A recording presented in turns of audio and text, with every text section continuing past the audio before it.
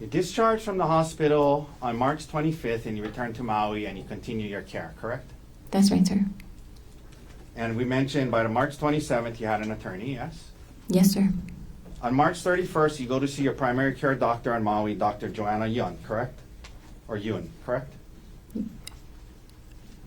That sounds right. The date I'm not certain of, but thereabouts, for sure. She was your primary care doctor, yes? Yes, for You had a sure. doctor-patient relationship with her from before this incident, correct? Yes, sir. She examines you, discusses your symptoms, and during that visit, correct? Yes, sir. She comes up with a, well, could you actually access your, that was with Kaiser, correct?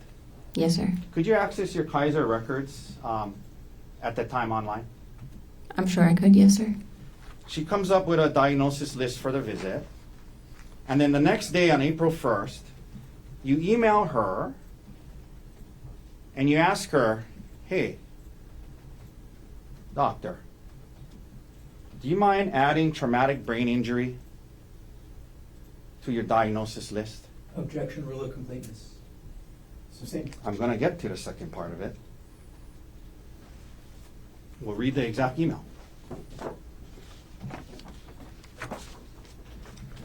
Isn't it true you emailed Dr. Yun? Hi, Dr. Yun, on April 1st, 10 a.m., 10:03 a.m. Would you mind adding either traumatic brain injury or concussion to the diagnosis notes from my appointment on March 31st? I want to make sure the documentation is consistent between my care at Queens and back on Maui. Do you remember emailing that to your primary care physician on April 1st, about a week after this incident? Yes, sir. She had not included that on her diagnosis list after your visit, correct? Traumatic brain injury or concussion, correct? Correct. That's the I'm purpose sorry, of the I apologize. She had not added traumatic brain injury to her diagnosis list, correct? For her notes for the 31st. That's correct. You had an attorney by March 27th, correct? Yes, sir. April 1st, you're emailing your doctor saying, can you please add traumatic brain injury to my diagnosis, correct? Objection, rule of completeness. Cross. Sustained. Partially what you emailed your doctor was, can you add traumatic brain injury to my diagnosis? Yes? Objection. Sustained. Okay, I'll read the whole email again. You said to your doctor, would you mind adding either traumatic brain injury or concussion to the diagnosis note from my appointment on March 31st? I want to make sure the documentation is consistent between my care at Queens and back here on Maui. That's what you told her, right? That's what you emailed her, right? Yes, sir. Are you aware that nowhere in your Queens records does it ever say traumatic brain injury? Are you aware of that?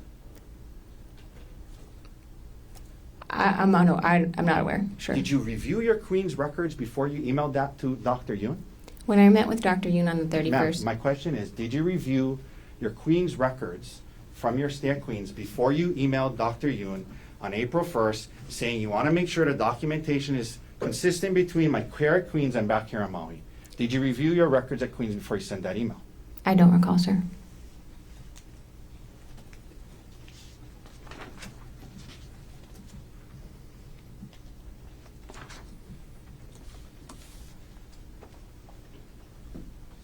Ma'am, following the incident, prior to the incident, you and Gerhardt had joint bank accounts together, correct?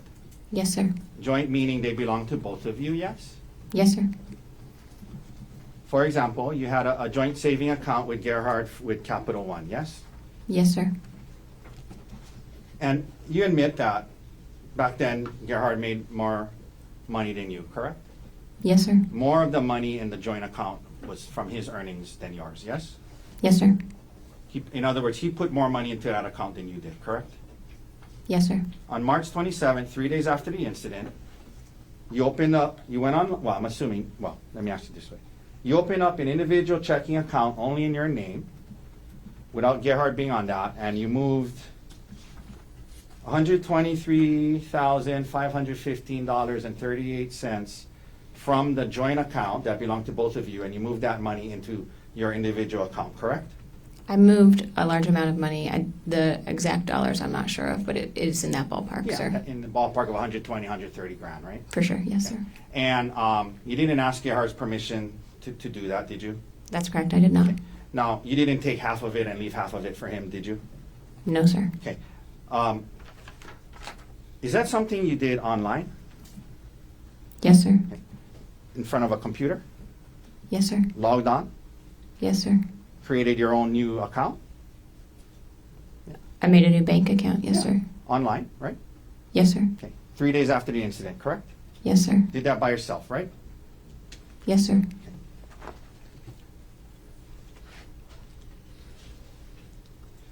On March 27th, when you did move that money, you had not yet filed for divorce, is that right? That's correct. You were planning to do so, correct? Yes, sir. And you were aware, weren't you, when you did this, move the money, that once you filed for divorce, there would be a automatic restraining order that prevented you from moving money like that. I was not aware of that at this time.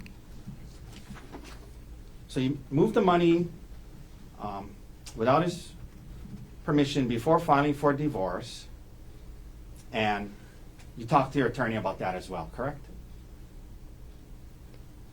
I talked to my attorney about whether or not I was allowed to move money from a joint bank account. Okay. Yes, sir.